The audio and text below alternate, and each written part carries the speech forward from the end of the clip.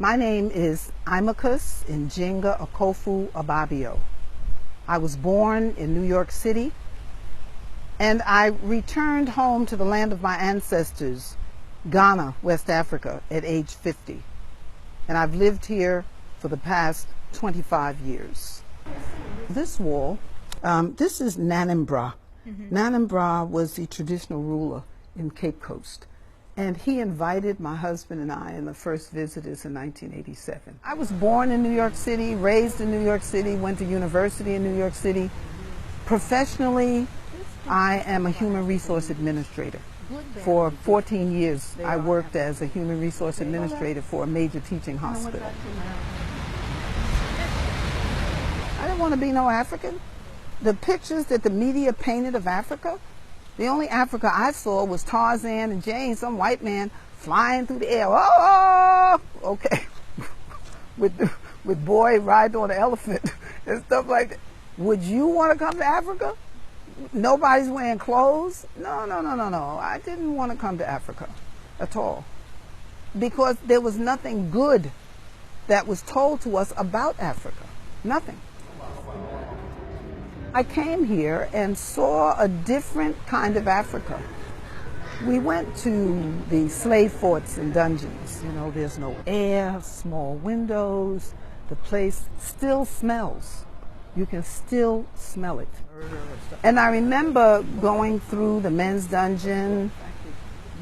That was traumatic, you know, because you kept thinking to yourself, why would someone do this? Because they didn't tell us about this. I never heard about this in school. Then I went into the women's dungeon, and when the group was leaving, I asked the man, I just would like to stay behind for a few minutes. This is the women's dungeon. And as I stood there in that dungeon, you know, the room started like filling up. There were women in there. They were women. They were naked. Some of them were half dressed. They were crying. People were screaming. And I remember being terrified, screaming.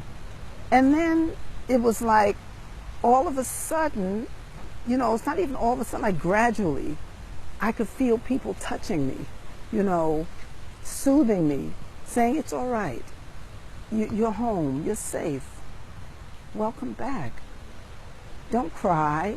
And they just kept, you know, how someone comforts you. Then all of a sudden it was like, just like they came, they went away. Little at a time, it was like, until I was sitting on the ground all by myself. And I couldn't move. But then when I got up and I came out of the dungeons, it was like it was dark, getting almost to nighttime. But I knew when I crossed that threshold and came out of that dungeon that I would never be the same person again. Never. And I knew then that Africa, Ghana, was going to be my home. And in 1990, we moved. We packed up everything. We sold everything that we could sell. All we couldn't sell, we gave away. All we couldn't give away, we threw away. And we just packed up a few things, like my books and things like that, and we came to Africa. They thought we were mad. Even today, people think you're crazy when you say you're coming to Africa. If you say you're going to Paris, they go, oh, bring me some perfume, it's so wonderful. But when you say you're going to Africa, they would ask, why would you leave America to come here to suffer? I said, really? This is suffering? I suffered in America. You know, I lived through the civil rights movement.